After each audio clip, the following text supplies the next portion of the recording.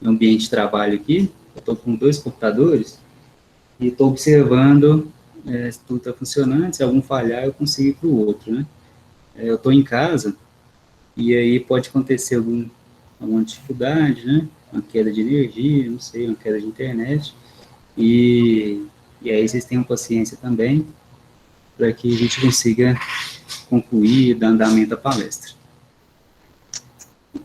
E como a gente tem um tempinho também, já dá os parabéns aí para os professores, pelo Dia dos Professores, que a gente comemorou semana passada, né? E ainda bem que não passou batido. E aproveitar e também dar os parabéns por vocês estarem organizando junto com os alunos, achei importante essa a parceria, né, professor e aluno, para organizar um evento como esse, ainda mais no contexto que a gente vive hoje, né? E eu estou vendo aqui tem muitos alunos, muitas pessoas aqui já inscritas aqui no evento e prontas aqui também na poder acompanhar a palestra.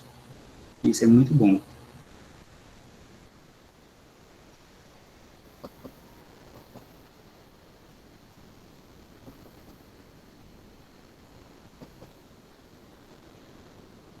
Estou vendo aqui que já tem 64 pessoas já acompanhando.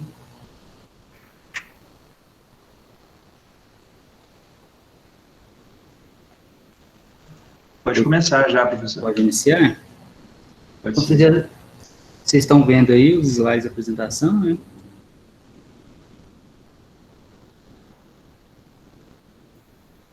Tá sim, tá de boa. Tá tudo tranquilo, tá aparecendo tudo? Sim, estamos vendo e ouvindo. Estamos. Beleza. Então, boa noite a todos mais uma vez.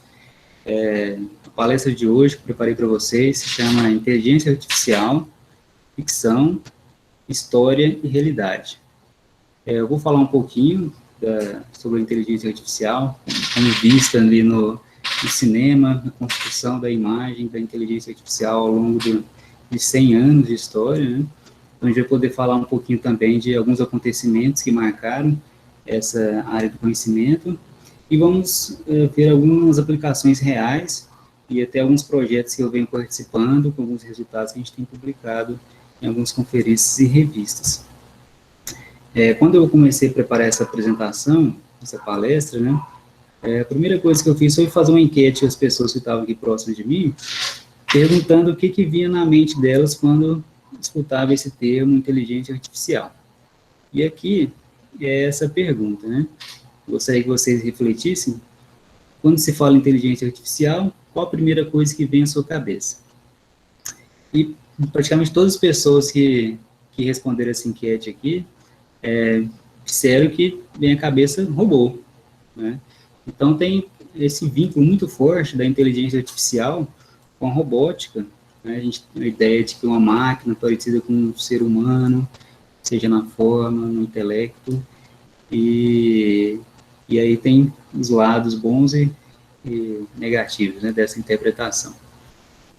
Agora, uma outra pergunta é, qual o tipo de robô que vem à sua mente? Tem um robô bom, um robô do bem, ou um robô do mal, né?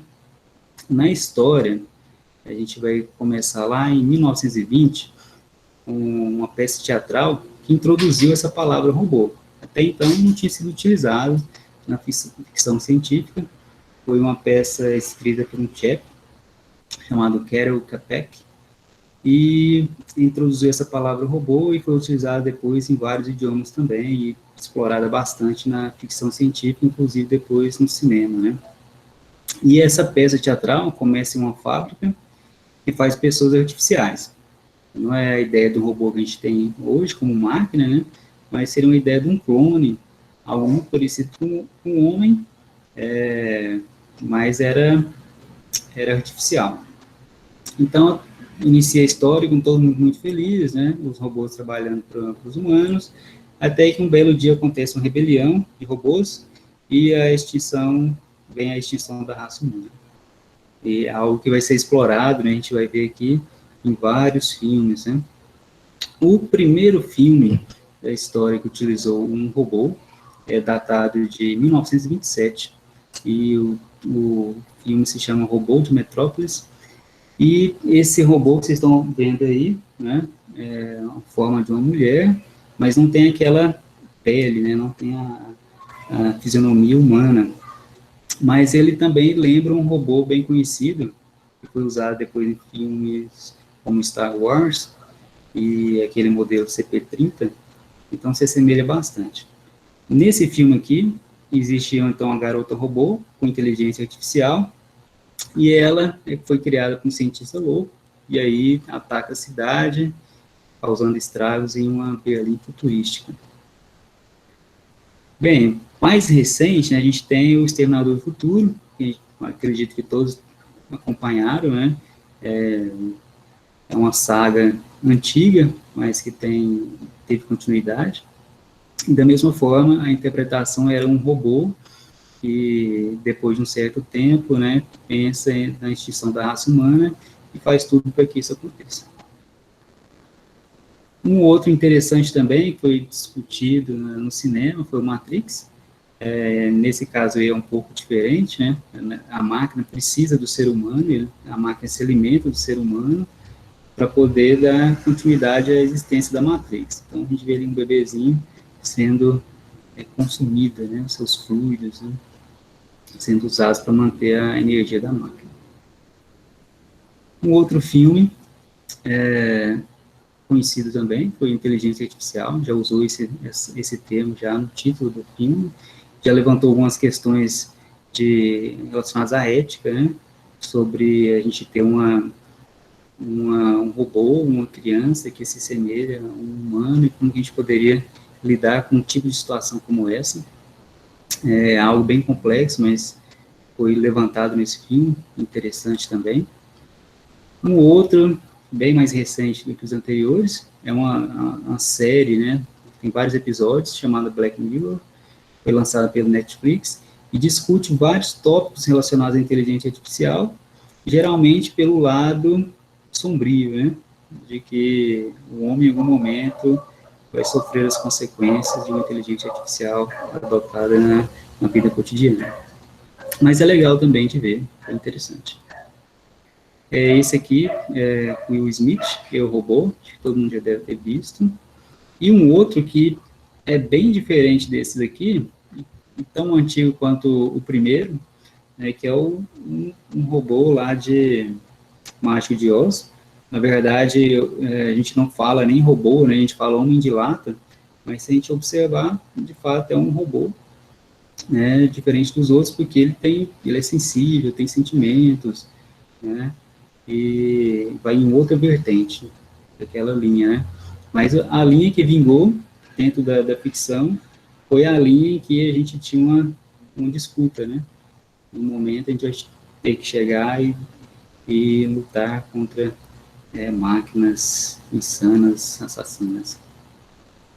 Bem, eu gostaria que vocês agora participassem também da palestra, respondendo essa pergunta aqui: qual o seu filme de IA favorito?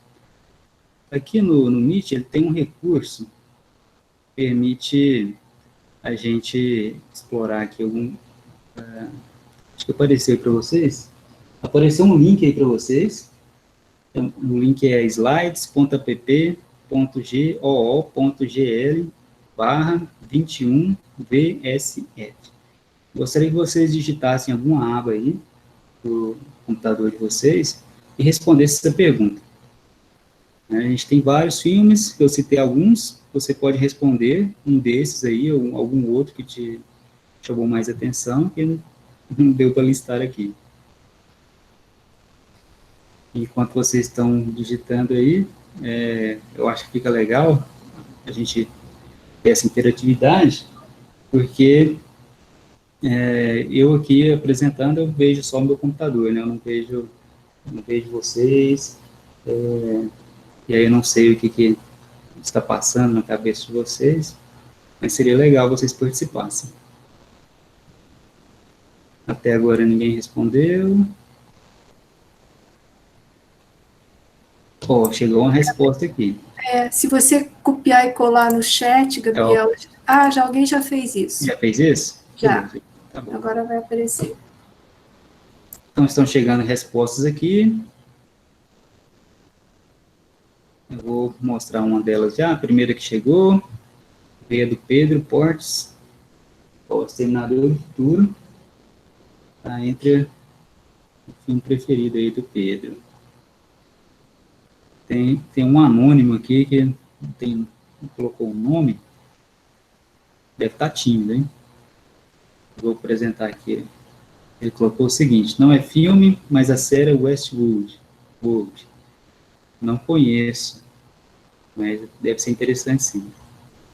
Veio aqui também o Gabriel, o Exterminador do Futuro. A Natane. A Natane também seguiu a linha ali do anônimo. Com Westworld. Legal. Chegaram aqui várias respostas, certo? Homem Bicentenário, Eu, Robô, Will Smith, Chape, Interestelar, e muitos outros, Matrix também, Queijo Celino. Beleza. Teremos outras perguntas aqui, eu vou mostrando a participação de vocês nas outras também, viu? Muito obrigado aí, daqui a pouco chega outra. Vou desabilitar aqui para não aparecer o link, mas o link sempre vai ser o mesmo.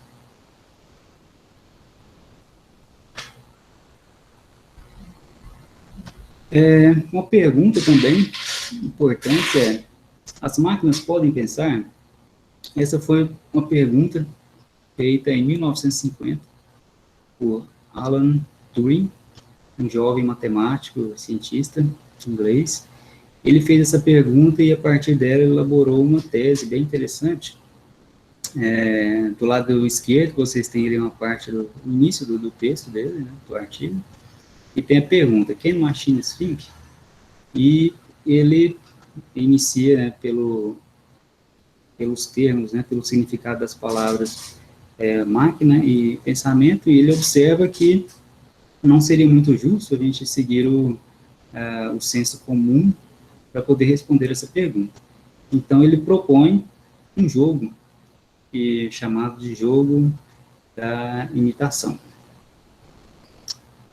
Esse jogo funciona da seguinte forma: a gente tem um interrogador e a gente tem de um lado um homem e do outro lado uma mulher. Eles não se veem, ele poderia estar em um cômodo diferente, e o interrogador irá fazer perguntas e os outros dois irão responder, por exemplo, por meio de uma mensagem de texto. Então, o interrogador não irá escutar a voz dessas pessoas. E o objetivo aqui do jogo é o interrogador descobrir quem é a mulher. Descobrindo quem é a mulher, ele descobre quem é o homem. E os dois jogadores, o homem e a mulher, têm que tentar enganá-lo o máximo possível. Então, o homem foi rotulado aqui como X e a mulher rotulada como Y. E o interrogador faz a primeira pergunta: X, você pode me dizer o comprimento de seu cabelo? Então, o jogador X responde: meu cabelo é castanho e os fios mais longos têm cerca de 23 centímetros. Foi uma resposta inteligente.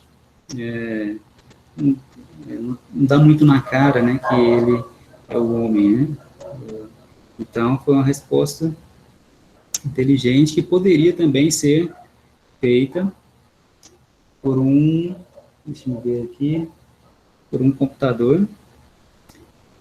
Vou trocar aqui o homem pelo computador, e seria razoável a gente pensar que o computador conseguiria responder da mesma forma, ou seja, imitando o comportamento humano, né? E aí a gente poder então pensar que a gente tem uma forma de discutir inteligência por meio de computação. Então, a máquina poderia, de fato, imitar o homem.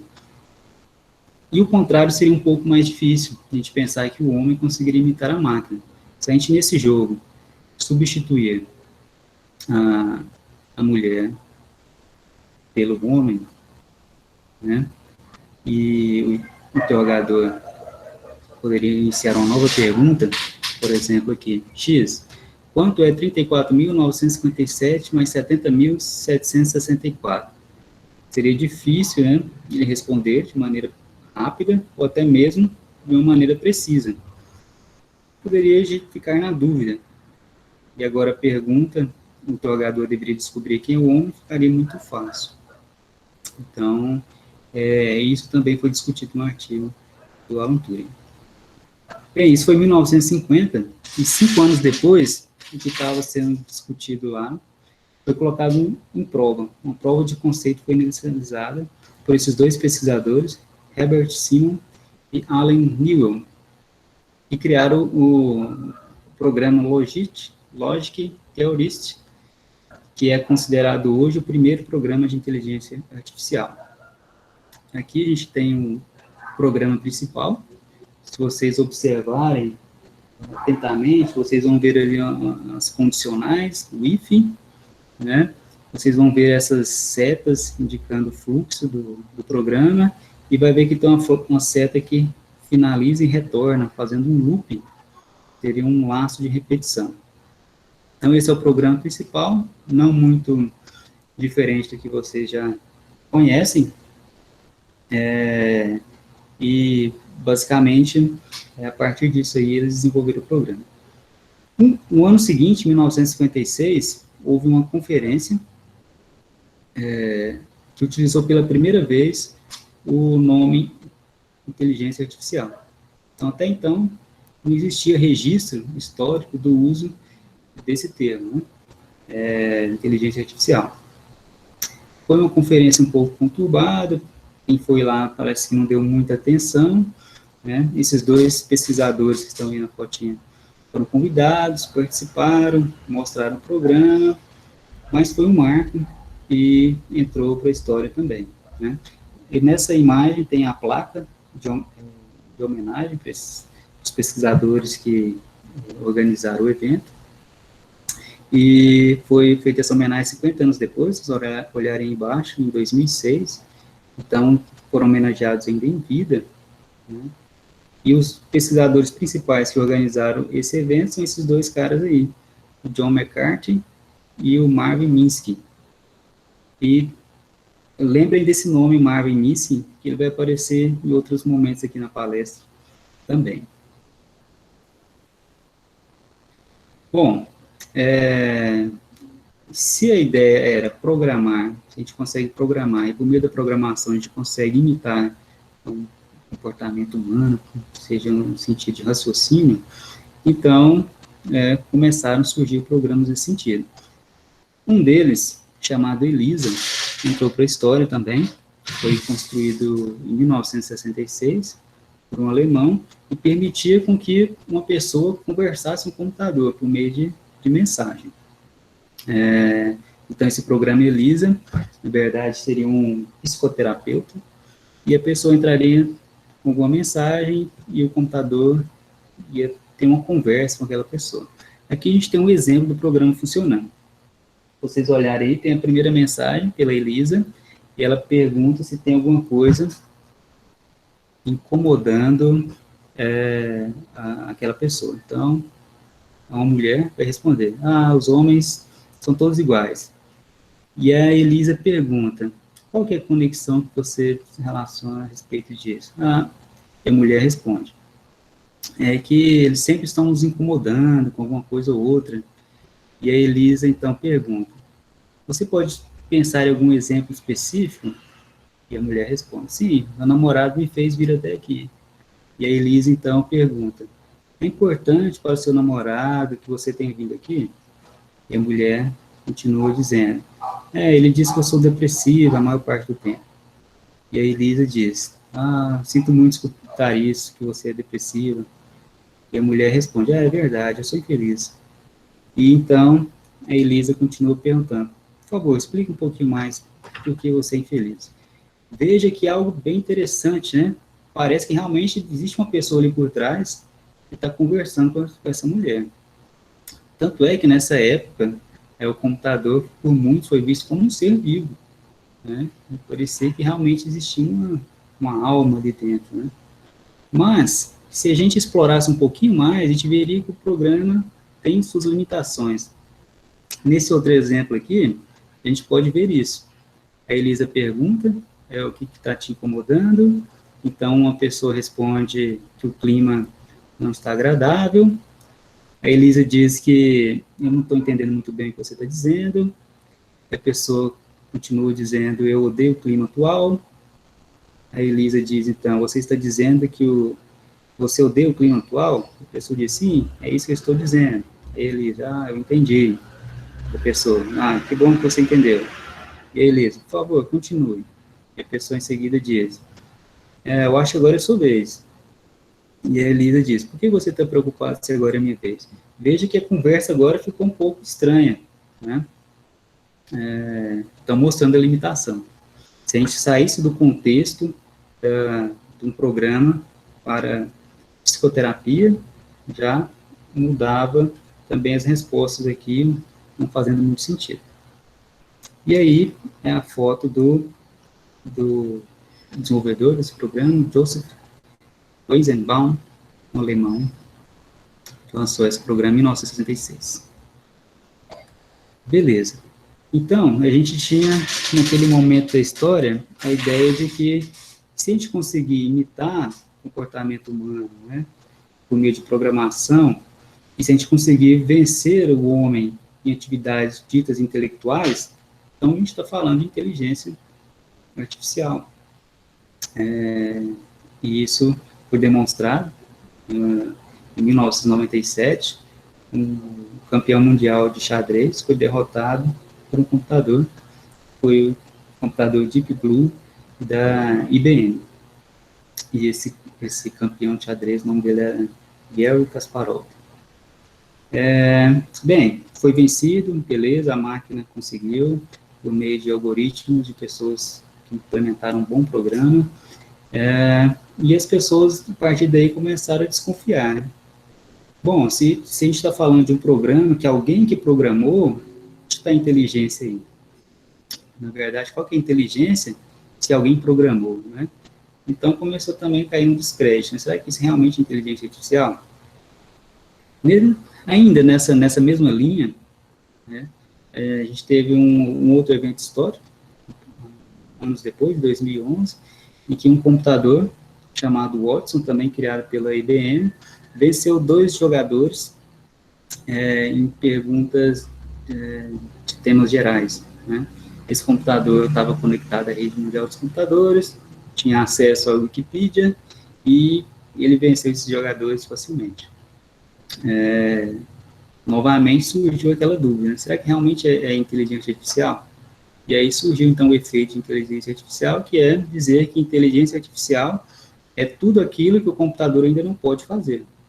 Então, uma afirmação cínica, vamos dizer assim, até irônica, né? Bem, continuando aqui, eu gostaria de solicitar a participação novamente de vocês para responder essa pergunta aqui. Cite um jogo em que você foi derrotado pelo computador. É o mesmo endereço, o mesmo link. Gostaria de ver. Eu mesmo já fui vencido em muitos jogos, né? Pode dizer que todos, em algum momento, eu fui vencido. Mas eu gostaria de ouvir de vocês aí pelo menos um, aquele que deu mais trabalho. Ele foi desafiador, né? O link aparece aí para vocês. Ainda não chegou nenhuma resposta.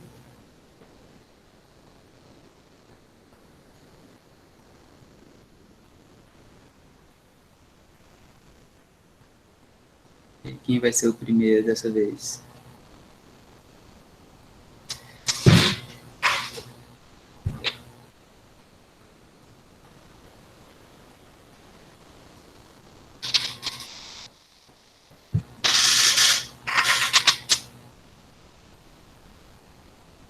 Opa, acho que chegou aqui.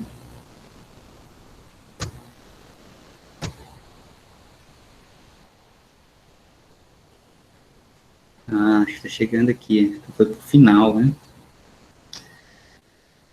Eu acho que o primeiro foi o Felipe. Vamos ver aqui. Campo minado. O anônimo aqui apareceu, dizendo que foi xadrez, principalmente xadrez. Suelen. respondeu damas. Vinícius. Respondeu Dark Souls. Maria Eduarda também respondeu damas. Tem um outro anônimo aqui que respondeu Dragon City. E tem vários outros aqui. Principalmente xadrez. Xadrez do Windows. Beleza, legal. Vamos continuar. Vamos ter uma outra pergunta para vocês aqui também. Agora é o seguinte. Em um jogo, se você é vencido pelo computador, o que você faz para vencê-lo? Qual que é a sua estratégia?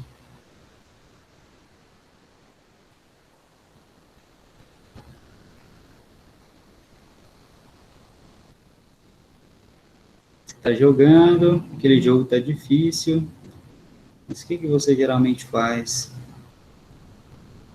Vou ver aqui a resposta. Vinícius, ele identifica padrões. Tem um outro aqui. Engraçado, eu tento aceitar que não vou conseguir. Opa, tem um outro aqui também. Pulei alguns. O Ítalo também respondeu, tenta aprender o padrão do jogo. Esse aqui é boa. Repetição, até aprender a forma como ele se comporta. O Eduardo. Pedro, Olavo. Jogo de uma maneira diferente, até achar o padrão.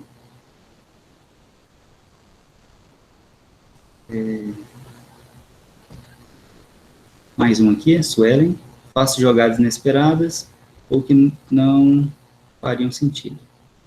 Beleza, cada um tem sua estratégia. Mas, assim, em geral, aqui é identificar padrões, né? E esse padrão, pelo que eu entendi, vocês vão identificar jogando, né? Então, vocês têm que ir jogando, tentando, tentativa e erro, até encontrar o padrão. Beleza. Isso é algo inteligente, né? Que não estava incorporado nesses programas que a gente viu até então, certo? Então, é um pouco a inteligência artificial até esse momento é diferente da inteligência que a gente tem em resolver problemas desse tipo. Ok, vamos continuando. Aqui a gente tem um gráfico que mostra a evolução aqui da inteligência artificial. A gente tem lá na década de 30, de 1930, a era do ouro da ficção científica, que envolvia máquinas, né, robôs assassinos e tal. Em 1950, o Alan Turing publica o artigo As Máquinas Podem Pensar. E 5 anos depois, vem o programa Logic Theorist, que é o primeiro programa de inteligência artificial conhecido, né? 1 ano depois, vem aquela conferência épica, né? Entrou para a história, que utilizou pela primeira vez a palavra inteligência artificial. A gente tem aqui, ó, 1970, uma frase daquele senhorzinho que eu mostrei para vocês, o Minsky. Ele disse o seguinte, ó, de 3 a 8 anos teremos uma máquina de inteligência bem próxima do ser humano, né? Finalzinho da década de 70. E aí a gente vê essa linha azul, a gente vê um aumento aqui, né, de investimento em pesquisas e soluções de inteligência artificial até meados da década de 80. E depois essa curva vai caindo, né, até chegar num limite aqui, no final do século passado. E isso aqui se deu principalmente porque aquela previsão, do Alan Minsky e de outras pessoas importantes também da área de inteligência artificial, não se concretizou. A gente não viu nessa época um computador com inteligência próxima ao ser humano, né? Então, aquela expectativa, aquela visão de que isso ia acontecer não chegou, e aí, então, as pessoas pararam de começar a cortar investimentos, né? E até pararam até de usar o termo inteligência artificial, a gente vai ver daqui a pouquinho. Um outro termo vai ser utilizado aqui no lugar, e depois a inteligência artificial volta um pouco mais à frente. Mas aqui no final do século, a gente tem em 97, o Deep Blue, aquele computador que venceu o Kasparov no xadrez, E o primeiro programa de reconhecimento de voz. E isso aqui também foi um marco muito importante. Tanto é que, alguns anos depois, né, as pesquisas nessa parte de reconhecimento de voz foi evoluindo tão rapidamente, que lá em 2012, um programa de voz foi utilizado para traduzir uma palestra ao vivo. Nessa palestra, a gente tem aí, nessa figura, a gente tem uma foto aí do um cientista da Microsoft. Ele foi na China, fez uma palestra em mandarim, e ele não sabia nada de mandarim. Então, existia ali uma rede neural profunda, na verdade, 3 redes. Uma primeira rede transformava a voz dele em texto, a segunda rede pegava a voz em texto, estava em inglês, e traduzia para mandarim, e uma terceira rede, então, pegava o texto em mandarim e sintetizava com a voz do palestrante. Então, mesmo que fosse algo sintetizado, ainda assim a gente poderia escutar a voz do palestrante, como se fosse realmente ele que estivesse falando em outra língua. Bem, então lá aquela expectativa de a gente ter o computador, né, com inteligência próxima à humana, gerou alguns conflitos. E aí, um termo que já era utilizado, mas não era muito forte, que é o machine learning, ou aprendizagem de máquina, começou a ser mais utilizado. Então, até então, a aprendizagem de máquina era usado como um programa de treinamento para inteligência artificial, mas em um determinado momento, ali na década de 80, o objetivo da indústria mudou do treinamento de inteligência artificial para resolver problemas práticos em termos de prestação de serviço. Então, seu foco mudou das abordagens herdadas da pesquisa de IA para métodos e táticas utilizados na teoria da probabilidade estatística. Então, adentrou muito aqui na parte estatística. E também utilização de dados, porque passou-se a ter um conjunto de dados específico em razão dos serviços da internet. Bom, a aprendizagem de máquina é curioso, porque às vezes é até difícil de diferenciá-lo de uma estatística básica, né? E eu trouxe aqui para vocês para a gente tentar diferenciar os dois, né? De uma maneira bem direta. Então, a gente tem aqui do lado esquerdo um gráfico. Esse gráfico, a gente tem alguns pontos em vermelho, que são as amostras, e a gente quer reconhecer algum padrão dessas amostras, e a gente observa que tem uma continuidade que se assemelha a uma reta. Então, a gente tem um padrão, uma reta, e a gente traça essa reta para poder mostrar esse padrão. Basicamente, a gente tem uma regressão linear, então. Se a gente olhar aqui na figura da direita, a gente tem a equação da reta, né, a estatística, e a equação da reta na aprendizagem de máquina.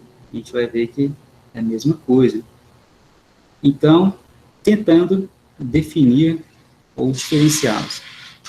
A primeira definição seria: modelos estatísticos são projetados para inferência, enquanto a aprendizagem de máquina está mais para previsões. É um pouco fraca essa definição, porque a gente precisaria conhecer, né, um pouco mais aprofundado o que seria essa inferência na estatística e previsões na aprendizagem de máquina.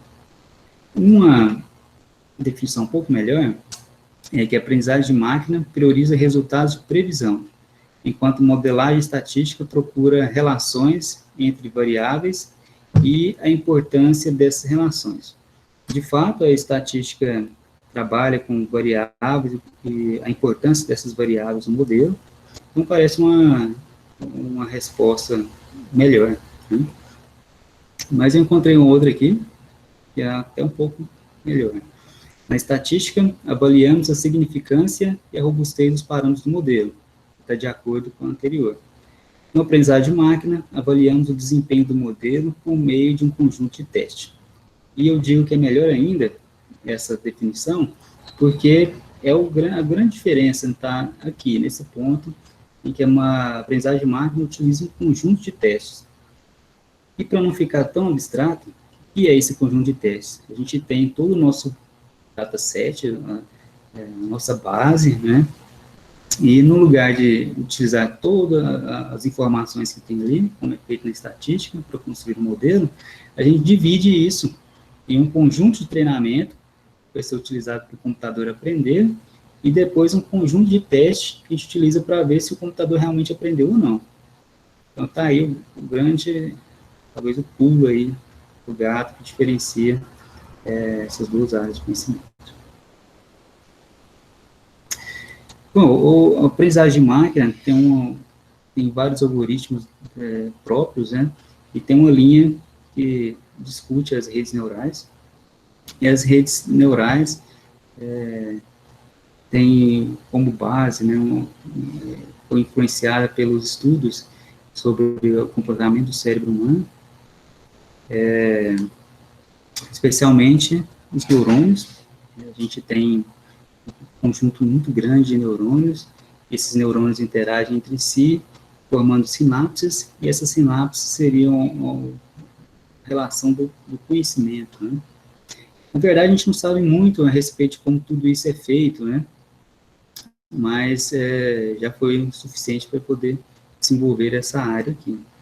Para a gente ter uma ideia, o número de neurônios em um cérebro humano é equivalente ao número de árvores na floresta amazônica, ou seja, a gente tem muitos neurônios. E o número de sinapses, né, as interações entre esses neurônios, seria equivalente ao número de folhas nessa floresta. Muita coisa é feita.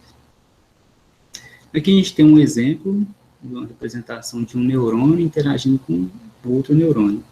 Esses neurônios são conectados ali pelos dendritos, e nessa conexão ocorre, então, a sinapse. Então, um evento de estímulo é passado com um outro neurônio, ele processa, e em seguida ele dá encaminhamento, seja para outro neurônio, até ter uma relação de raciocínio, de aprendizagem. Então, no modelo artificial, a gente tem algo bem parecido com o que é essa representação na figura superior. A gente tem as entradas, x1, x2, x3, né? A gente vai mensurar o valor de cada uma das entradas, dizendo qual que é mais importante, qual que é menos importante, colocando um peso, esse peso W1, W2 e W3 para cada uma das entradas. Nesse círculo, onde tem o signo, ocorre, então, a sinapse, né, que geram a saída, possivelmente para outro neurônio, ou mesmo já respondendo alguma pergunta. Então, uma equação bem simples do que ocorre nesse neurônio artificial seria o somatório de todas as entradas, considerando os pesos de cada uma delas. Então, simplesmente fazer uma soma dos valores de entrada. E a gente tem esse sigma, que é uma função de aprendizado, né, que pode, por exemplo, ser uma função de limiar. Imagine num exemplo que a gente tem uma imagem e o programa tem que dizer se nessa imagem tem um rosto humano ou não. Se existe um rosto humano, então a resposta do algoritmo deveria ser 1, o número 1. Se não for um rosto humano, a resposta deveria ser 0. Então, é bem simples, algo direto. Ou ele vai responder que é 1, ou que é 0. E a gente vai interpretar isso como é um rosto humano ou não é um rosto humano. Bem, isso aqui foi estudado bem antes de a gente ter os computadores digitais que a gente vê hoje, né, como o laptop, né. Então, tem o pesquisador chamado Frank Rosenblatt, que desenvolveu, né, ou explorou essa ideia da rede neural, através do Perceptron, em 1959. Naquela época ele não tinha um computador como a gente tem hoje, então ele tinha que fazer tudo de maneira analógica. Então a gente tem uma foto desse pesquisador. No fundo, a gente tem o que o Perceptron poderia identificar, formas geométricas, com triângulo, círculo e quadrado, e também letras. A gente vê ali a letra A, a letra B e a letra C. Bem em frente ao Rosenblatt, a gente tem uma câmera, essa caixa preta aí, ó, é uma câmera digital bem primitiva, né? Seria a bisavó da câmera de hoje. Ela tem células sensíveis à luz, e a gente vê alguns pontinhos, né? Uma matriz 20 por 20, e cada pontinho desse vai ser a representação de um pixel. Essa é uma câmera bem limitada e tem resolução muito baixa. Aqui já é o ambiente de experimentação típico para o Perceptron. Veja que ele requer um sistema de iluminação bem poderoso. A gente tem lâmpadas ali, ó, por conta da baixa resolução, e está apontando ali para a letra C, vai fotografar, e a partir dessa imagem vão ser feitos alguns processos, né? Como que é feito isso? Aqui a gente tem aquela saída da câmera, vai para esse gigantesco rack aí. E nesse rack é onde ocorre a sinapse dos neurônios. Então, como eu disse, é algo analógico, né? Então, na mão dele aí, a gente tem uns objetos cilíndricos, que é uma combinação de um motor elétrico e um resistor, que ocorre puramente por um processo elétrico. Então, o motor elétrico pode mudar o valor da resistência, e o valor dessa resistência representa o valor da força ou o peso da sinapse. O Rosenblatt, ele elaborou um procedimento matemático para poder fazer esses ajustes. Então, se a gente tem, por exemplo, uma imagem que é um triângulo, e a saída, o algoritmo responde que é um quadrado, como a gente sabe que ele errou, né, e o algoritmo também sabe que ele errou, ele então faz o caminho de volta, ajustando esses parâmetros até que ele consiga responder a pergunta, né, dizendo que de fato era um triângulo. Mais uma outra foto desse Perceptron, olha só o tamanho disso. E tem um emaranhado de fios, né? Essa floresta de fios aí são as conexões, as saídas ali da câmera, daquela câmera analógica. Então, a gente vai fazer conexões, que aparentemente é aleatória, e realmente é aleatória, né? A gente vai pegar um pixel e combinar com outro pixel, cada pixel é um fio, né, que vai ter um sinal elétrico, vai ser transmitido por um fio, e a gente tem essas placas ali 20 por 20, depois desse emaranhado de fios, né? E o que foi interessante também é que um modelo desse tipo, mesmo que a gente cortasse um bocado de fios aí, por exemplo, 10% dos fios, ainda o algoritmo conseguiria responder satisfatoriamente a pergunta se é um triângulo ou não. E isso pareceu muito, então, com o que é o cérebro humano, né? A gente perde neurônios a cada dia, mas ainda assim a gente tem capacidade de aprender coisas novas. Então, resumindo, o que a gente tem? A gente tem na coluna da esquerda as entradas, temos de pixel, né? No centro temos as combinações entre pixels, os somatórios. Essas linhas verdes representam aquele emaranhado de fios, e vamos considerar que essas posições são fixas, né? A gente colocou de maneira fixa os fios, então não vão mudar de lugar. Em vermelho temos aqueles resistores, que são ajustados no Perceptron, e é o local onde ocorre o aprendizado. Aqui a gente já pode ver que a gente tem uma estrutura em camadas, né?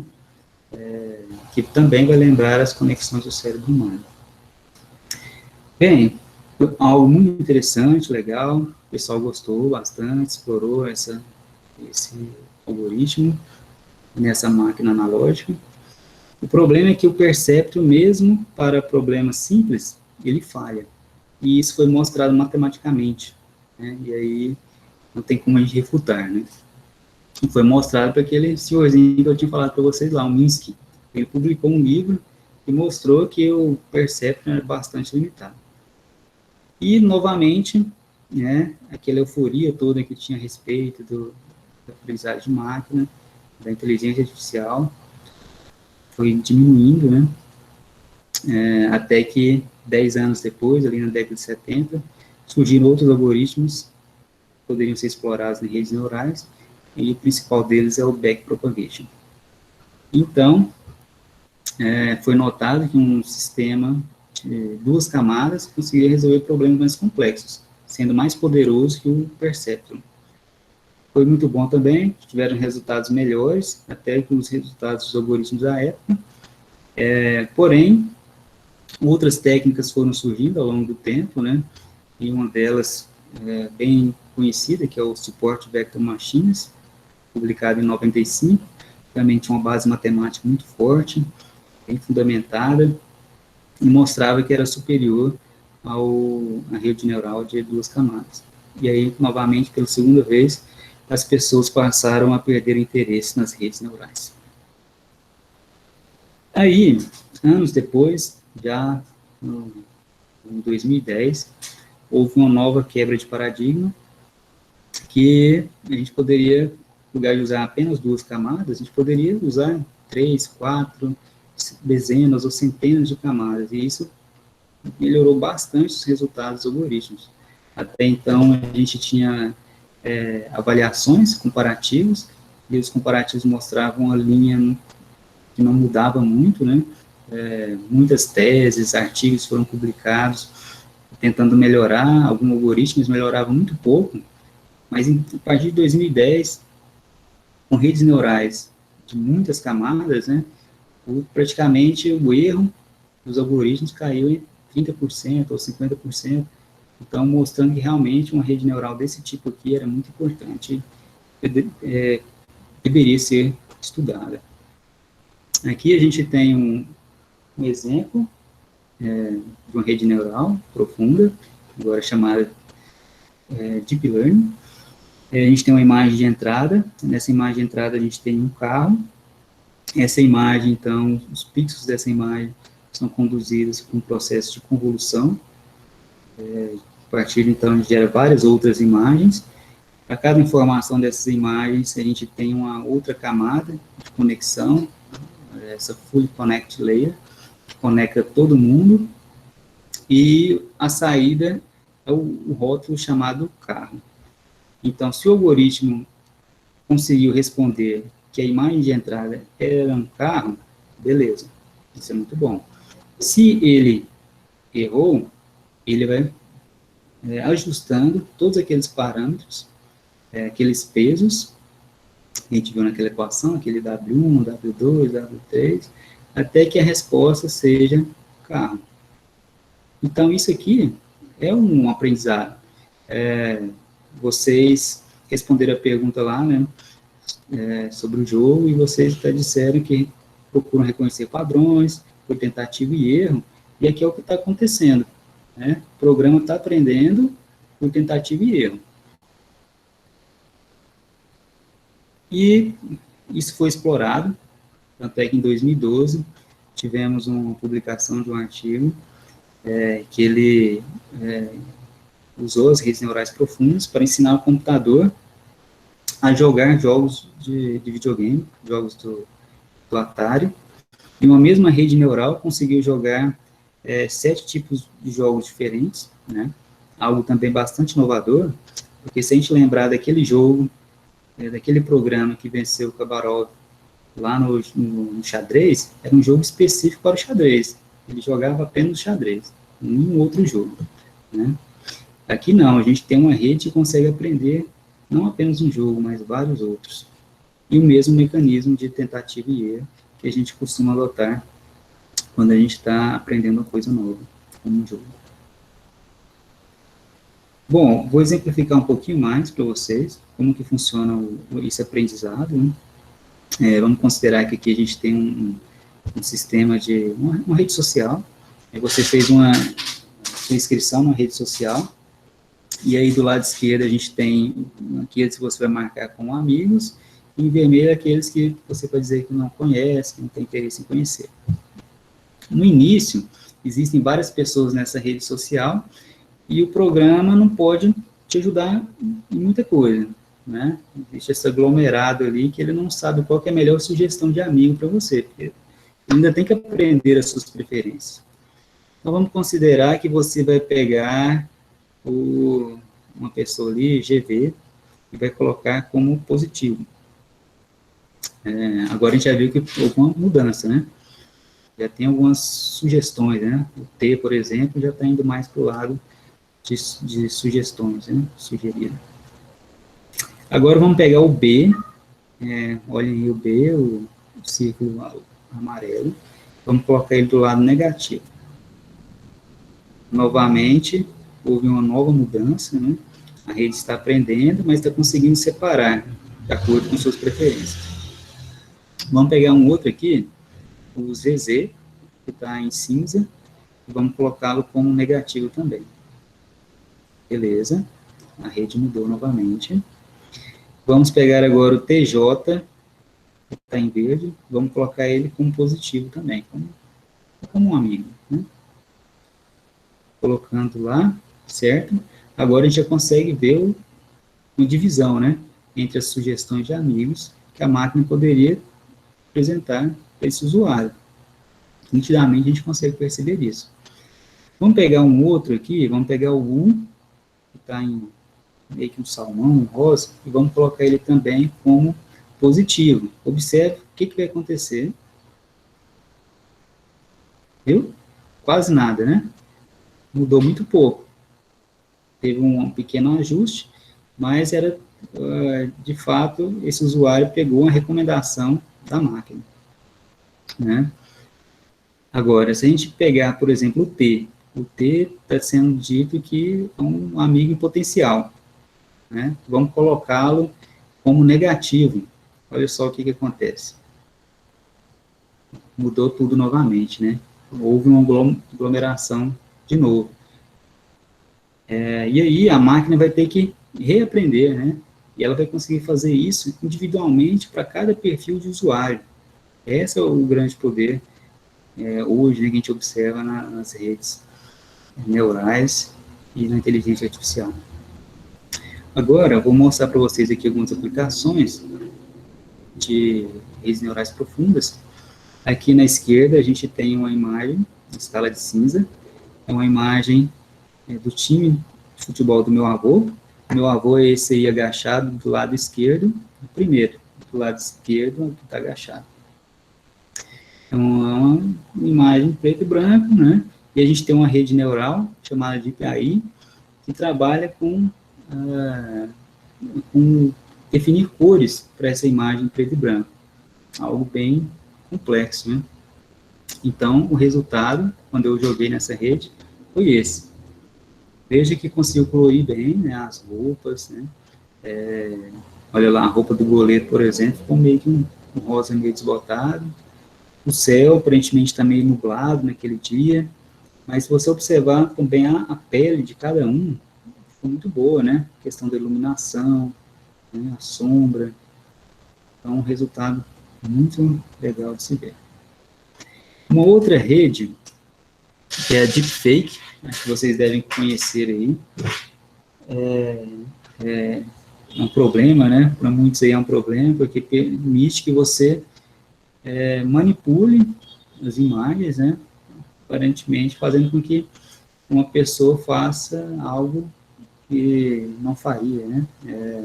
Estou querendo dizer o seguinte, né? Você pode pegar um ator e esse ator vai fazer alguns gestos, ou se ele conseguir imitar a voz de uma pessoa, ele pode até falar parecido, e aí você substitui a face daquela pessoa pela pessoa de interesse, e aí faz coisas desse tipo aí, né? E esse é um dos candidatos à presidência dos Estados Unidos, o Joe Biden, e é um vídeo que viralizou, né, no Twitter, e claro que pouco tempo, né, o seu concorrente, o Donald Trump, publicou também na rede social dele, né? Mas é claro que isso é fake, né? Bom, as redes neurais profundas também podem trabalhar com classificação de imagem. Aqui a gente tem uma imagem de uma pessoa andando numa bicicleta, tudo bem, né? A gente tem o que a gente chama de bounding box, ou caixas delimitadoras, uma caixa roxa e uma caixa amarela ou laranjada, contornando dois objetos que a rede conseguiu identificar. Então, tem uma pessoa, e no rótulo está dizendo que tem 100%, a rede está dizendo, eu tenho 100% de certeza, e o que eu estou mostrando para você é uma pessoa. E no de baixo, na outra caixa delimitadora, está dizendo que tem 89% de certeza de que eu estou rotulando aqui, que eu estou marcando, é uma bicicleta. Legal, né? Veja que a rede não confundiu com um peixe, né? Poderia, por exemplo, dizer que é um peixe, mas percebeu que era uma bicicleta mesmo, que tivesse uma forma estranha para uma bicicleta. Um outro exemplo é esse daqui, também com classificação de imagem. A gente tem a caixa delimitadora marcando ali o cachorro, né? E o rótulo foi feito ali, dog, cachorro. Mas tem algo diferente nessa rede. Ela consegue acrescentar valor semântico aos objetos. Se você observar aí o chapéu, ele está dizendo, é um chapéu com aba larga. Ele está não apenas dizendo que é um chapéu, mas ele está descrevendo a cena. Isso também é uma grande inovação possibilitada pelas redes neurais. Um outro exemplo aqui, reconhecimento facial. A gente utiliza, né, reconhecimento facial para tirar uma foto, né, a gente sabe que isso é bem comum, né. Esse aqui é um exemplo que foi noticiado na imprensa nacional, imprensa mundial, claro, em 2018, em que um homem é reconhecido e preso em meio a um público de 60 mil pessoas em um show na China. Então, esse homem aí foi colocado em um sistema de procura, né, e poucos segundos depois já foi encontrado, ele estava em um show, curtindo, e a polícia já bateu lá e já aprendeu. Mostrando aí o poder que um sistema desse tipo tem, né. Bom, mais uma pergunta para vocês. Agora, a pergunta é, qual a área que engloba todas as outras? A gente falou de Deep Learning, aprendizado profundo, a gente falou de Machine Learning, aprendizagem de máquina e também de inteligência artificial. E talvez essa pergunta seja um pouquinho mais difícil de responder, mas ainda assim, mesmo que seja no chute, gostaria que vocês participassem da enquete. Na apresentação estou colocando aqui o termo em inglês, Deep Learning, né, que é o que a gente vai costumar ver, né, mas poderia ser, por exemplo, traduzindo, né, aprendizado profundo. A gente vê também o termo Machine Learning, na tradução seria aprendizagem de máquina. Agora, inteligência artificial, traduziu bem, pegou bem para a gente, e a gente geralmente fala realmente inteligência artificial. E ver aqui se chegaram respostas. Chegaram. Marcos Luan Alves mandou aqui, o que respondeu? IA. O Pedro Olavo também respondeu IA. Vinícius também IA. Opa, não, peraí, confundi aqui. Deixa eu ver aqui.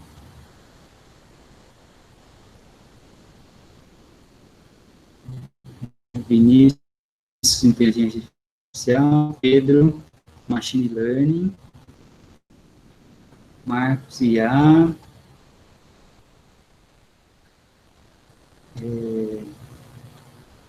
Rian Alexander. Ou é Rihanna? Eu fiquei na dúvida, hein? Qual tênis? Também, colocou IA. Jaqueline, também IA. Rayane Estrela, IA também. Legal. Obrigado aí pela participação, também aqui de todos os outros, Maria Eduardo, Suelen, e alguns outros que eu acabei pulando, tá? Obrigado aí. Bem, vamos ver aqui que realmente a grande área é inteligência artificial, né? Dentro da inteligência artificial a gente tem o aprendizado de máquina, algoritmos que incluem as redes neurais, mas não somente redes neurais, né? E dentro da aprendizagem de máquina a gente tem as redes neurais profundas. E aí sim, temos ali o Deep Learning. Essa é uma figura boa para a gente poder situar aqui o que a gente está falando, né? Então, geralmente, quando a gente fala de Deep Learning, a gente também está falando de inteligência artificial, quando a gente fala de aprendizagem de máquina, também está falando de inteligência artificial. Tudo isso é inteligência artificial. Mas cada um de uma maneira diferente de interpretar e tratar. Por exemplo, a gente pode criar um algoritmo que imita o comportamento humano e ser inteligência artificial, ou uma rede neural que faz o aprendizado, né? Por meio de tentativa e erro também é inteligência artificial. Ok, eu gostaria de apresentar para vocês também alguns trabalhos que realizamos. Esse primeiro aí foi feito até por um aluno do sistema de formação, na verdade, alguns alunos, né? Não só um. Samuel, o Alan, o Vinícius também participou desse projeto, que o título era Tecnologia Assistiva para Reconhecimento de Cartas de Baralho utilizando Aprendizado Profundo. A gente tem uma imagem aí da proposta. A gente tem um celular, e esse celular filmava as cartas, os jogadores estavam vendados e com fone de ouvido. Então, a imagem passava para o programa reconhecia qual carta que era e informava, no meio de áudio, né, qual que era a carta, para o jogador saber o que ele tinha em mãos, né. E essa é uma ideia de um trabalho inclusivo, né, que permitiria que uma pessoa com deficiência visual jogar com outras pessoas, utilizando uma carta convencional, né, uma carta que é lisa, sem braille. Então, a gente publicou isso aí no congresso em 2019. Esse outro trabalho aqui, a gente estava procurando identificar padrões em doenças neurodegenerativas. A gente tinha um sensor, uma base de dados, né? Essa base de dados foi feita com base em sensores acoplados a algumas pessoas que participaram do estudo, e aí esse sensor coletava informações, por exemplo, da pisada de uma pessoa, a força da pisada, o jeito de caminhar, né? E com base nessas informações a gente aplicou em algoritmos de aprendizagem de máquina para poder classificar ou identificar aqui, até mesmo fazer previsões de uma pessoa ter uma tendência a ter uma doença ou outra. Esse outro aqui, também publicado na mesma conferência anterior, Conferência de Inteligência Artificial. Nessa proposta aqui, a gente queria encontrar árvores em uma imagem, encontrar a sombra da árvore, e com base nessas duas informações, apontar a direção da fonte de luz, no caso, a luz do sol, né, ou sol. Então, vocês podem observar aqui algumas setas, e essas setas mostram justamente de qual lado o sol está. Nesse outro trabalho, publicado nesse ano, a gente fez a classificação, passando por uma rede de aprendizado também, para classificar o que era plantio, linhas de plantio, de que era terreno, e com base nisso a gente traçava as linhas de plantio, e também mostrava as falhas na linha de plantio. Então, a gente tem aí a linha azul na linha de plantio e algumas falhas marcadas em vermelho, né? E a gente podia, então, contabilizar a perda para o produtor ao final da safra, né? Então, como talvez por motivos do tipo a planta morreu, ou não cresceu suficientemente, então houve uma perda ali naquela região. E o nosso trabalho, esse trabalho em especial, tratava de curvas, né, na linha de plantio. A gente tem trabalhos similares que trabalham com retas, mas o nosso desafio era um pouco maior, que a gente tinha que traçar a curva. Essa linha, uma vez marcada, permite, por exemplo, que um veículo autônomo faça a colheita da plantação, né? Basta simplesmente passar para a máquina as linhas e ela vai fazer a colheita, a pulverização, tudo. Então, algo bem bacana também, bem útil. Esse outro trabalho aqui, a gente procurou encontrar fragmentos de árvore em imagem, utilizando saliência. A gente tem essa figura em preto e branco, né, que é uma imagem do tipo saliência, que mostra aquelas regiões de maior relevância na imagem. Quando você olha para uma imagem, o que te chama mais atenção? E isso está codificado nesses algoritmos de saliência de imagem. Uma vez que a gente conseguiu identificar essas regiões, então a gente consegue então marcar as principais áreas nascentes, que são as áreas das árvores, né? Então, do lado direito a gente tem as árvores, e essas 3 primeiras cenas aí, de cima para baixo, foram tiradas aí no Campo Sapucaí, na plantação de eucalipto, até entre os prédios. Então, a gente montou essa base de imagem e explorou. Esse outro trabalho aqui está em andamento, a gente está propondo aqui uma maneira de estimar a perda foliar. Então, a gente tem aqui uma imagem que foi danificada, por exemplo, por um inseto, e a gente quer saber quanto que foi perdido, quanto que o inseto comeu dessa folha, vamos dizer assim, né? E aí a gente consegue, então, estimar essa perda, está marcado em vermelho, né? E a gente tem do lado aí alguns retângulos que mostram as mordidas. A gente consegue, então, pegar a assinatura da mordida, e a gente quer explorar uma classificação para identificar qual tipo de inseto, por exemplo, se essa mordida é de uma formiga, ou se essa mordida é de um gafanhoto, para saber qual que é a praga que está atuando ali na lavoura, e até também fazer reconstrução da folha a um ponto antes do dano. Essa última imagem aí. Essa última imagem, do lado direito, ela é artificial. Essa parte que foi perdida foi preenchida com métodos artificiais de reconstrução. E vocês podem ver que parece bem real, né?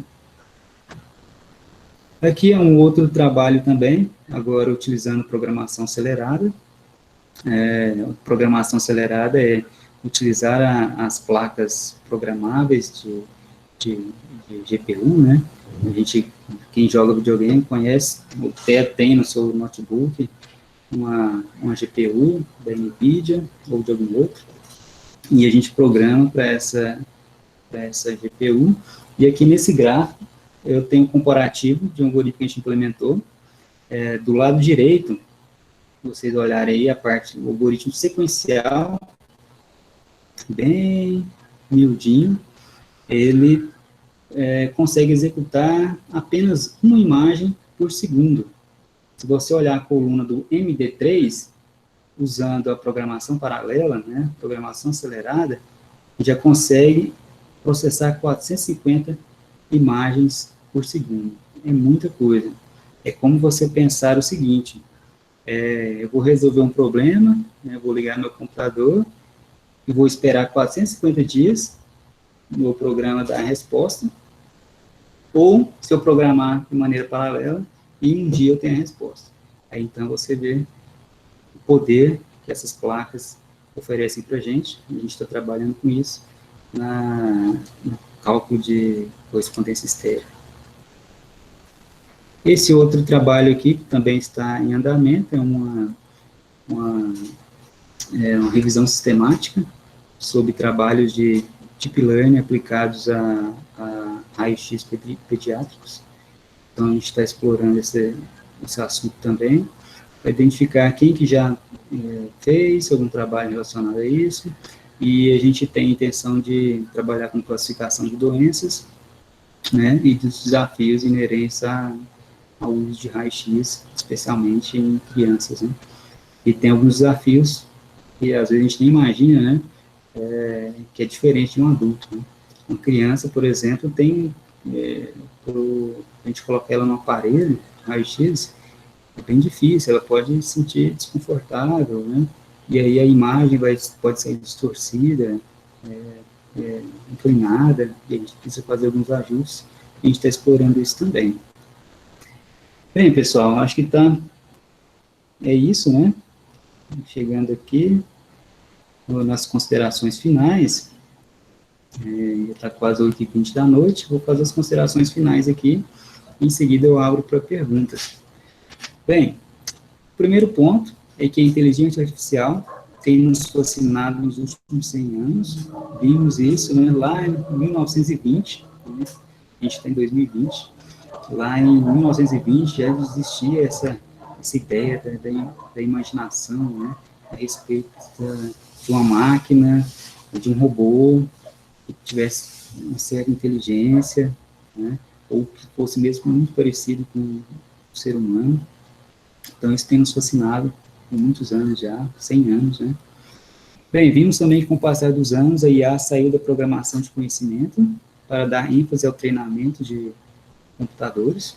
Então, no lugar da gente criar um programa com estruturas do tipo se, então, repetição, né, pensando em todas as possibilidades de execução, né, de processos, a gente, no lugar de fazer isso, a gente trabalha, então, com treinamento. A gente viu que esse paradigma mudou ao longo do tempo também. Redes neurais profundas são compreendidas como estado da arte para muitas aplicações, e isso é verdade, né? Geralmente é difícil você ter uma solução muito boa que não tenha sido utilizada redes neurais profundas, isso é verdade. E para o futuro, podemos esperar redes de aprendizagem semântica mais robustas, como aquela que a gente viu na classificação, né? A gente viu lá o chapéu, né, em cima do cachorro, formando que era um chapéu, mas um chapéu de ala larga, com esse tipo de descrição, né? A gente vai ter, por exemplo, uma fotografia de uma pessoa e vai dizer que a pessoa está triste, que a pessoa está feliz, né? Na verdade, já tem isso, né? A gente poderia explorar isso, por exemplo, numa reunião, né?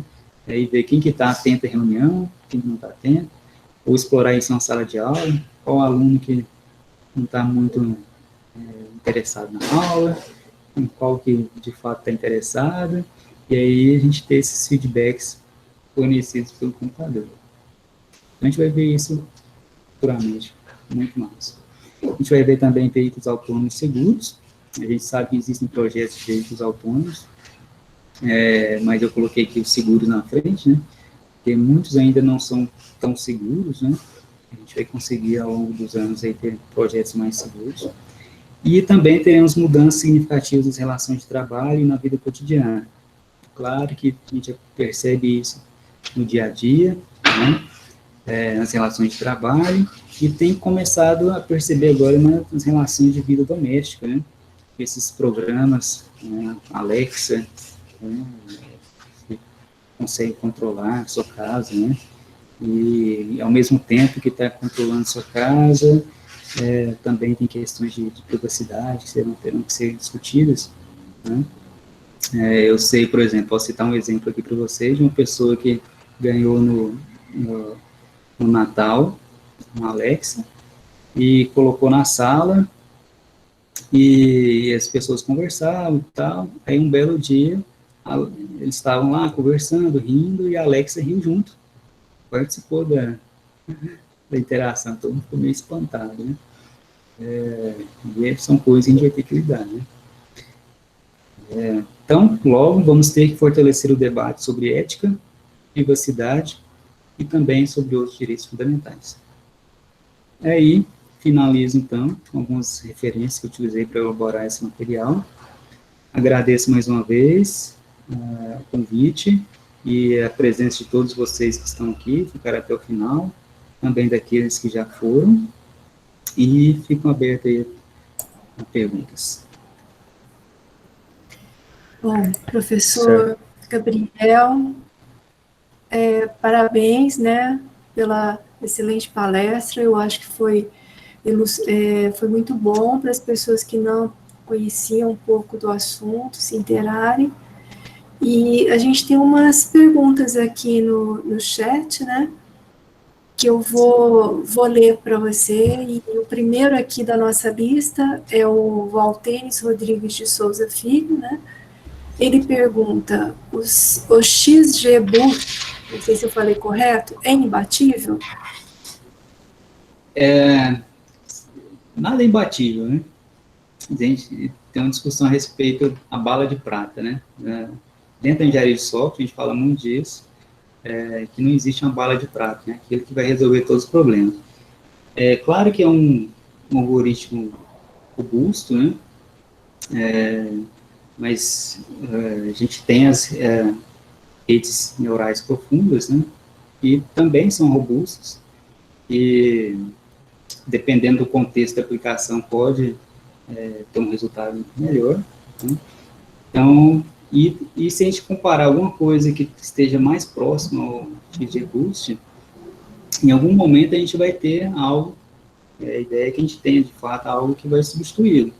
Assim como a gente viu lá nas redes neurais, alguns anos depois surgiu o SVM, e não dá para a gente confiar que essa vai ser a bala de prata, ou que um algoritmo sempre vai ser melhor que o outro. Por exemplo, eu estava lendo há pouco, né, sobre o Python,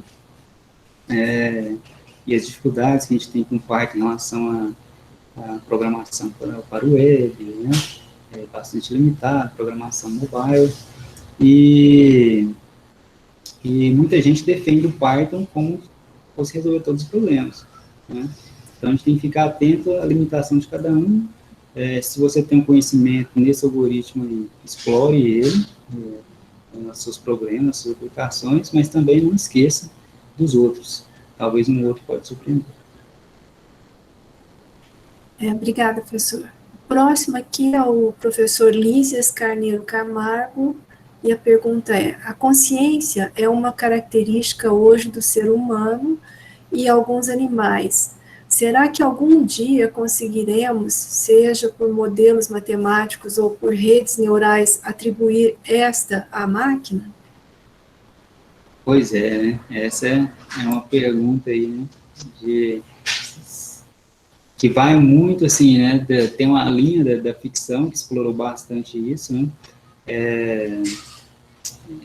Hoje, para a gente pensar que a gente vai ter isso em futuro próximo, a gente vai ver isso, eu acho muito difícil, né? Eu acho difícil. Tanto é que lá na década de 50, né, a gente teve, o Alan Turing mudou a pergunta, né, não no sentido de a gente comparar o homem com a máquina, né, ou a máquina com o homem, que seria muito complicado, por exemplo, a gente comparar no entendimento que a gente tem hoje, né. Então, se o computador vai ter uma alma, é muito difícil responder uma pergunta dessa, como também é difícil, por exemplo, a gente comparar uma pessoa com um veículo automobilístico, né? A gente falar assim, qual que é mais rápido, né? O carro vai ser mais rápido, e aí a comparação fica injusta, né? Acho que a gente tem que pensar a máquina como uma máquina, né? O que a gente tem hoje, a gente não consegue explorar a ideia de uma Skynet que vai dominar o mundo, né? A gente vai ter uma rede que vai estar monitorando, a gente já tem isso, uma redes que monitoram para pessoas, aí as pessoas, seres humanos, né, que irão usar essas informações para os seus benefícios.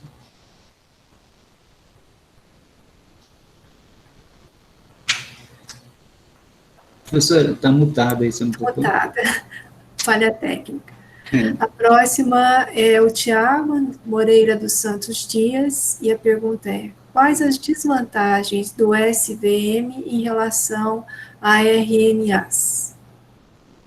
Então, SVM é o Support Vector Machine, e RNAs são as redes neurais artificiais. Bem, são propostas distintas, né? O SVM atua como, no inglês seria shallow, seria rasos, né? Seria camadas, algumas poucas camadas, para a gente poder conseguir extrair informação de um problema. Então, como a gente tem poucas camadas, dificilmente a gente vai conseguir resolver um problema complexo com SVM, como um reconhecimento facial, né? Imaginar que a gente poderia ter 2 camadas, 3 camadas para resolver um problema tão complexo como esse, seria ingênuo, né? Por isso que as redes neurais têm esse salto, né? Porque permite você ter várias camadas, cada camada extraindo uma informação e processando essa informação para gerar conhecimento. Então, assim, o SVM, ele é mais indicado para pequenos problemas, né? Que não envolva uma complexidade tão alta, e as redes neurais artificiais, em especial Deep Learning, para problemas mais complexos. Ok. O próximo é o Vinícius Barbosa, e a pergunta é: qual é a estrutura de relatórios para uma equipe de IA? Uma estrutura de relatórios. Não sei se eu entendi a pergunta. Estrutura de relatórios, né? Eu não sei se é a entrada ser um relatório, e aí você quer... Eu tô falando de relatórios mesmo, numa empresa, no mercado de trabalho eu tô falando. No mercado de trabalho, mas você fala em sentido da pessoa atuar no mercado de trabalho? Sim, a pergunta no caso é, como no caso eu faria um relatório para o meu chefe, sabe? Porque é diferente, um profissional de IA e um desenvolvedor vai fazer um relatório dizendo o que aconteceu na semana, por exemplo. Você vai ter que fazer uma demonstração, vai cair no lado da estatística, né? Você vai ter que demonstrar quanto que o seu modelo é eficiente, né? Você vai estar trabalhando ali, vai ter um problema, você vai ter que resolver esse problema e vai ter que demonstrar que a sua solução é efetiva para resolver aquele problema, né? E aí vai ter que passar por avaliar seu modelo, né? Avaliando seu modelo, mostrar numericamente que ele é o ideal, né, ou que se aproxima a um algoritmo ideal, ou mesmo que é suficiente para atender aquele problema. Eu acho que é mais ou menos isso. Ok. A próxima pergunta é do Fernando Estrela Vaz. Sendo IA a grande área, que segmento dessa área vem tendo maior aplicação mercadológica? Existe uma convergência entre a aplicação acadêmica, entre parênteses, a área mais pesquisada, com a tendência mercadológica no contexto atual? Não, acho que uma pergunta grande. Tem sim uma relação da academia com o mercado, né? Tanto é que a gente vê profissionais que atuam na academia sendo convidados para trabalharem no mercado, né? Empresas, né? Eu vi até recentemente uma publicação sobre o perfil de pessoas contratadas para trabalhar nas empresas que atuam com IA. Geralmente o perfil exige ali uma formação acadêmica bem aprofundada, como mestrado ou até mesmo doutorado, né? Porque aí a pessoa tem condições de explorar recursos dessas redes, né? Que seria um pouco mais complicado com um estudante que acabou de formar, né? Então, a preferência do mercado hoje são pessoas que estão atuando na academia, pensando em projetos de IA. Então, acho que tem uma relação muito forte, né? Agora, qual tipo de aplicação? A gente tem várias, né? A gente tem aplicações de robótica, de visão. Talvez o que a gente consiga ver mais são os programas do tipo chatbox, né? De ligação, que você recebe uma ligação e às vezes você imagina que está conversando com uma pessoa, mas está conversando com um robô, né? E parece muito real aquela conversa. Tanto é que as instituições bancárias estão investindo em aplicações desse tipo, né? Como a BIA e outros programas aí de IA, estão investindo nesse mercado, né? Existe uma expectativa de que tudo isso seja utilizado para que quem está investindo consiga um retorno maior ainda, né? Ok. A próxima é o Luiz. Mônica, Oi. a gente tem que cancelar um pouco agora as perguntas, porque já passou muito da hora. Aí a gente tem que tá dando prosseguimento no evento, né? Pra gente estar começando um mini curso. Aí eu vou anotar essas perguntas aqui depois, aí eu posso ver com o Gabriel se às vezes ele faz um videozinho respondendo algumas perguntas e a gente posta no YouTube do evento, no canal do evento e compartilha, né? Pro pessoal, manda lá no Meet. Tá certo. Sim. Aí o pessoal, a gente vai estar, o próximo vai estar dando continuidade no evento. Aí a próxima atividade vai ser o mini curso. Aí vamos começar o mini curso às 9h45, só para dar um tempo para o pessoal às vezes tomar uma água, fazer alguma coisa. 8h45, né? Isso, 8h45, só para dar um tempo para o pessoal tomar uma água, fazer alguma coisa. Aí a gente dá prosseguimento no evento, no caso, né? O próximo evento vai ser um mini curso sobre a inteligência artificial, que quem vai estar apresentando hoje vai ser o Diogo. Tá certo. Então, para a gente finalizar aqui, né, professor, eu queria agradecer, né, ao Gabriel por ter participado e contribuído de forma brilhante aqui na nossa semana. Parabéns pelos vários trabalhos, né, publicados e que estão em andamento. E espero que você volte logo, né? Tá bom? Sim, eu agradeço também, em breve estarei de volta aí para a gente trabalhar juntos. Trabalhar, estou vendo, muito trabalho, muitas oportunidades, né? E então depois o pessoal da Sistêmica vai passar as questões, né? E a gente vê qual a forma de fazer esse retorno. Beleza. E só uma sugestão também para incluir, né, Gabriel, que você falasse, porque eu estava vendo uma notícia recente do Centro de Excelência em IA, né, que é uma iniciativa lá da UFG, do professor Anderson, falasse um pouco mais, parece que é uma graduação também, né, em inteligência artificial, Sim, que o UFG está fazendo, e aí talvez nessas respostas você pudesse incluir, falar um pouco sobre isso, que tem a ver com a pergunta do Fernando Estrela sobre a iniciativa privada, né, e a conexão, e parece que Goiás está liderando aí, né, um dos poucos centros Embrapi nessa área, né. O Goiás acho que só tem 2, né, tem um IF Goiano e o outro da UFG. O FAPEG mesmo tem um centro de inovação lá de inteligência artificial, e eles estão investindo também pesado aí em projetos dessa área. Isso é muito bom, né? Que é pertinho de nós. Mas obrigada, viu? Foi bom ter você aqui com a gente. E até a próxima, né? E sucesso aí no doutorado, viu? Termina logo para você voltar. Certinho. Muito obrigado também por todas as perguntas aí, pessoal. Gostei bastante dessa interatividade, de vocês perguntarem, responder, e também dos momentos que eu perguntei e vocês responderam. Muito obrigado. Até mais. Até mais. Eu vou fazer a pausa agora, né, pessoal? Boa noite. Pessoal, pode falar.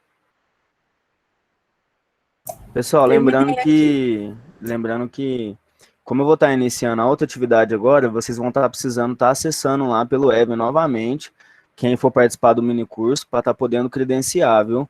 Eu vou abrir ela aqui agora, vou liberar para o pessoal a transmissão, aí vocês saem da reunião, entram novamente por lá, pelo mini curso, para vocês poderem se credenciar e estar conseguindo ganhar um certificado, tudo bem?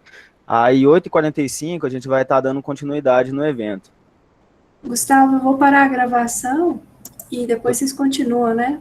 Tudo bem, pode parar e a gente começa a gravar novamente depois. Tá certo.